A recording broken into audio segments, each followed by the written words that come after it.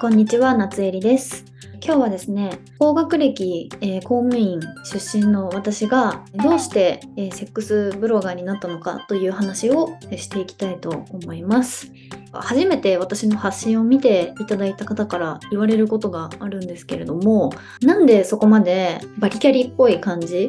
で働いてきたのに、それをどうして捨てたんですかみたいな、ちょっとそれに回答しながら、私自身の自己紹介にもしていきたいなと思っています。そもそもの話なんですけど、私がですね、中学生ぐらいの時にいじめの経験がありまして、吹奏楽部だったんですけど、メトロノームってカチカチカチってテンポを測るような道具があるんですけど、それを練習の時に持ってくるのを忘れたことがあったんですよね。そしたら先輩が1年生取ってきてみたいなことを言ったんですよ。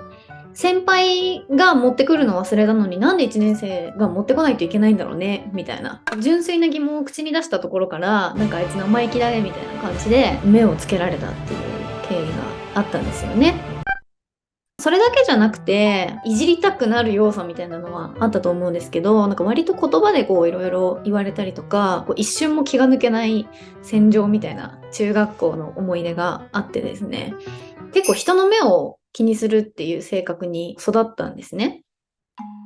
で、大学生になる前にですね、いい大学入っていい会社に入れば、みんなが自分のことを認めてくれるんじゃないかっていうふうに思って、大学受験に臨んだりとか、倍率が高い、ちょっとすごいねって言われるような会社にチャレンジしたりとかですね。私、就職活動してる時の将来の選択肢が、なんかみんながすごいっていうところに就職する、もしくは、結婚して働くという選択肢を捨てるみたいな、その2択ぐらいしか頭に浮かんでるものがなくてですね。そんなこんなで就職したんですが、成果管理とか予算管理をするような担当だったんですけど、すごく努力はしたんですけど、やっぱすごく苦手ですし、人の目も気にしてですね、いつも自己否定をしてるような性格だったので、全然報告連絡相談ですねができなかったりしてですね、ギリギリの時限爆弾みたいな状態のプロジェクトを上司にもニッチもサッチもいかないんですけどどうしましょうとか言って、なんでもっと早く言わないのとかって言われるようになったりとかしてですね、そういう人と一緒に仕事したくないですよね。うん。で、もう本当に体を壊してですね、休職をしたんですけど、その時はもう毎朝会社に行って、休診っていうなんか動悸を抑えるようなですね、心臓の有名な生薬があるんですけど、なんかそれを飲んで、なんか涙を流しながら靴を着替えて、自分のデスクに戻ったりとか、なんかお昼の時間にフラフラっておぼつかない足取りでランチに出かけていって、ご飯を食べながら仕事できない、死にたいで Google 検索して一人涙を流すみたいな、そういう本当にうつ状態みたいな感じのメンタルになってましたね。はい。で、婚約破棄とかも経験して、自分がうまくいかないとか認められない部分を恋人に期待したり押し付けたりして、感情的になったり依存したり束縛したりっていう部分がすごくあったんですけど、やっぱり苦しい恋愛になってましたし、甘い言葉をかけてくる人がいたら浮気したりとかね。でも浮気して罪悪感があるので、なんで私こんなカスなんだとか、人と付き合うとか結婚するとか絶対向いてないと思って、また自己否定して、そんな自分のことがすごい大嫌いだからこそ、認めてくれる人を探してまた浮気するみたいな、そういう負のループに入ってたんですけど、もうちょっとどこかで本当に人生変えないと、幸せになるってなんだろうみたいなのをすごく思ったんですね。何にも本当に自分になくなった時に浮かんできたのが、そういえば小さい頃に文章を書くのが好きだったなっていう一筋の光というか、なんかそれをふと思い出したんですね。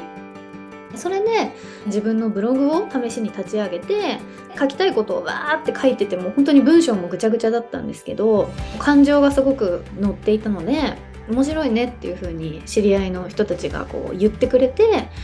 職業にするっていう選択肢もあるんだなっていうことたまたま知って、性のテーマっていうのも顔出しでこう大人のおもちゃをプレゼントしてみたみたいな感じで書いたりしてたんですけど、顔出しでこういうこと書けるの面白いねって言ってくれた人がいて、あ、それって結構レアなんだみたいな、面白いと思ってもらえるんだったらそのテーマでもっと勉強して書いてみようと思って、ラブグッズについての紹介も記事を増やしていったっていう経緯で今のこう仕事につながってるんですね。最初からどうなるかっていうのは全然予想もつかなかったので、今の形の仕事をしてるのがすごく面白いなと、人生何があるかわからないなとすごく思っているんですけれども、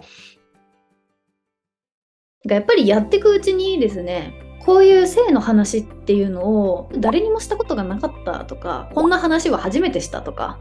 この相談結構悩んでたけど生きてよかったみたいなことを言ってもらえることも結構あったんですね。だしやっぱり増えてきたとはいえ、いい情報に巡り合いにくいなとは思っているので、この分野で自分が発信していくことに意義ってあるなっていうのをですね、思い始めて、